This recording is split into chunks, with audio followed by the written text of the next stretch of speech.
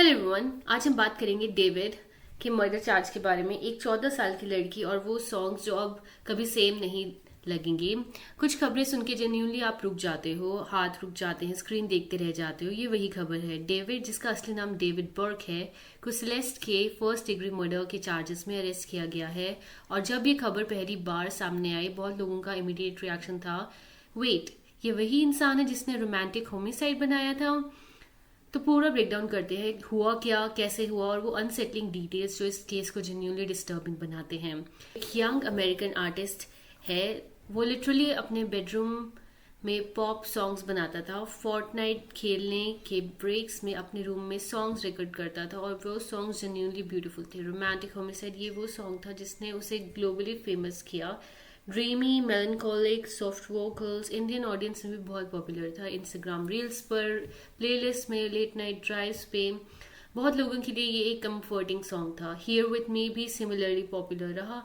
एक emotionally tender song about love and longing.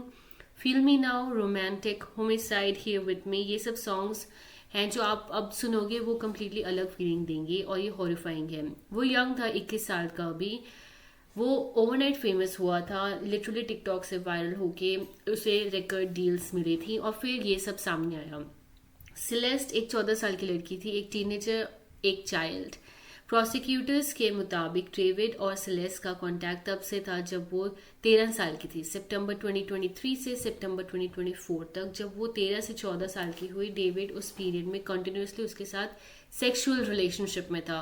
ये एक चाइल्ड थी, ये कंसेंट पॉसिबल ही नहीं है लीगली या मॉरली।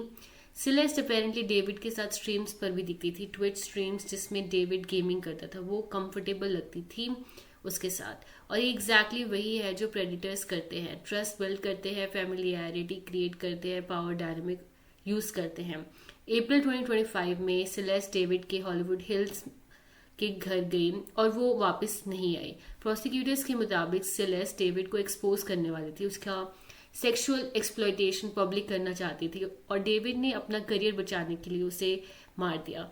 मर्डर वेपन एक शार्प इंस्ट्रूमेंट था। डेविड ने सेलेस्ट की बॉडी अपनी टेस्ला में 4 महीने तक रखी, डीकम्पोज बॉडी 2 बैग्स में स्टफ 4 महीने तक।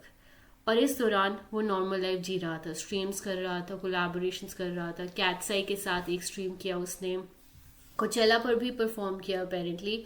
और उसकी टेस्ला की डिक्की में एक 14 साल की लड़की की म्यूटिलेटेड बॉडी थी। ये सोचने में जेन्युइनली नॉशियस फील होता है। Los Angeles county district attorney ने डेविड पर फर्स्ट डिग्री मर्डर का चार्ज लगाया है 3 स्पेशल सर्कमस्टांसेस के साथ। पहला, लाइंग इन वेट, मतलब प्लान मर्डर, एम्बुश स्टाइल। दूसरा, फाइनेंशियल गेन के लिए मर्डर, सेलेस्ट एक्सपोज करने वाली थी, करियर खत्म हो जाता उसका, तो मर्डर फाइनेंशियल मोटिवेशन था। तीसरा, विटनेस को मर्डर करना, सेलेस्ट एक पोटेंशियल विटनेस थी अगेंस्ट हिम। इन स्पेशल सर्कमस्टांसेस की वजह से मैक्सिमम सेंटेंस है life without possibility of parole. Death penalty pursue करने का भी ऑप्शन प्रोसिक्यूटर्स के पास है, अभी डिसाइड नहीं किया गया। डेविड ने नॉट गिल्टी प्ली दी है, bail is denied, preliminary hearing set हो गई है। कुचेला 2025 पर जब ये केस रिसेंटली रिजॉल्व हुआ था, किसी ने स्काई में लिखा, सेलेस्ट इज लायर। क्या सीरियसली कौन करता है ये? डेविड की टीम, कोई डिवोटेड फैन, कोई उसे प्रोटेक्ट करना चाहता है? एक मरी हुई 14 साल की लड़की के बारे में जिसके मर्डर चार्जेस फाइल हो चुके हैं, स्काई में लिखा शी इज अ लायर। ये जेन्युइनली डिस्टर्बिंग है। ये एक डेड चाइल्ड की मेमोरी को पब्लिकली डिफेम करने की कोशिश थी। और ये भी इंटरेस्टिंग है सोचना, अगर सिलेस्ट अलाइव होती और एक्सपोज करने की कोशिश करती तो क्या लोग बिलीव भी करते उसे? कितने डेविड फैंस उसे इमीडिएटली क्लाउड चेजर कहते हैं।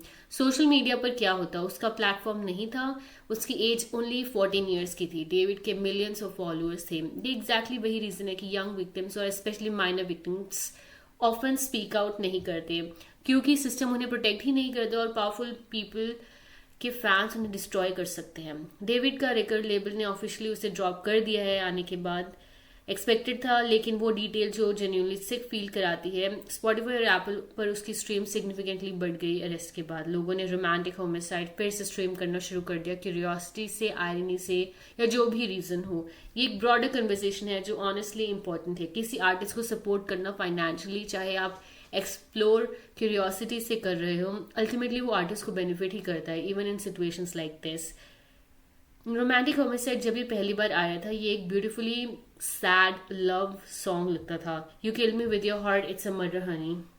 अब ये लिरिक्स एक कंप्लीटली डिफरेंट डायमेंशन में एग्जिस्ट करते हैं। एक बंदा जिसने एक 14 साल की लड़की को मार दिया, वो रोमांटिक होमिसाइड के बारे में गा रहा है। ये कोइंसिडेंस नहीं लगता एनीमोर, ये सिनिस्टर लगता है। हियर विद मी में वो लॉन्गिंग थी, क्लोजनेस की डिजायर, और अब नोइंग व्हाट वी नो, वो बीइंग विद समवन का मतलब क्या था उसके लिए। ये अलग फीलिंग है। ये वो फीलिंग है जब आप रियलाइज करते हैं कि आर्ट और आर्टिस्ट को समटाइम्स सेपरेट नहीं किया जा सकता। कुछ आर्टिस्ट के केसेस में ये दोबारा डिबेट शुरू हो गई है। इस केस में एक चार्ज्ड मर्डर, एक चाइल्ड विक्टिम डिबेट की जगह नहीं है। इस पूरी स्टोरी में वो चीज़ जो हमेशा सेंटर होनी चाहिए थी वो सिलेस्ट है, जो इंसान, जो स्टोरी नहीं है, जो एक इंसान है। वो 14 साल की लड़की थी जिसको अपेरेंटली कंफर्टेबल होम इन्वायरमेंट नहीं मिला। इसके बारे में जज करने की ज़रूरत नहीं है। सर्कमस्टांसेस एक्नॉलेज करना है। वो एक फेमस पर्सन के पास होके अट्रैक्टेड हुई, यंग वल्नरेबल थी वो अपेरेंटली रेडी हो गई थी अपनी स्टोरी बोलने के लिए, जो जेन्युइनली ब्रेव था, और वो उसकी वजह से मार दी गई। सेलेस्ट को जस्टिस मिलनी चाहिए, डेविड की अकाउंटेबिलिटी लेनी चाहिए। और वो कोचेला sky writing Celeste is live, वो एग्जैक्टली वो माइंडसेट दिखाता है जो यंग विक्टिम्स को चुप कराता है। ट्रूथ आखिर में सामने आता है, इस केस में भी आएगा। सेलेस्ट की स्टोरी मैटर करती है, चाहे वो खुद बोल नहीं पा रही अब। Rest in peace Celeste. नीचे कमेंट्स में बताओ इस केस के बारे में आप क्या सोचते हो, और क्या आप अब भी डेविड का म्यूजिक सुनते हो? लाइक एंड सब्सक्राइब जरूर करिएगा।